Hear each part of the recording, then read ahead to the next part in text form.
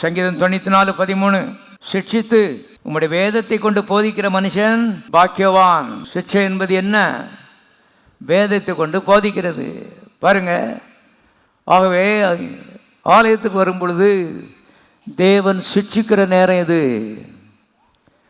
நாம் வசனத்தின்படி நடக்கலன்னு சொன்னால் கர்த்தர் கண்டும் காணாமல் இருக்க முடியாது. ஃபவுல் அருமையான கவரிங்கள். அதனாலே சத்து ஒரு அட்வான்டேஜ் எடுக்கிறான். அந்த பாயிண்ட்டை வச்சு கர்த்தர்கிட்ட டிமாண்ட் பண்ணுறான், எனக்கு இங்கே உரிமை இருக்கிறது, தீமை செய்வருக்கு. அவைதான் கர்த்தர் வைராக்கியமாக முன்கூட்டியே வார்த்தையை கர்த்தர் அனுப்புகிறார், கரெக்ட் பண்ணுகிறார் என்பதை நீங்கள் தெரிந்து கொள்ளுங்கள். அவைதான் கரெக்டாக நடக்கணுமா?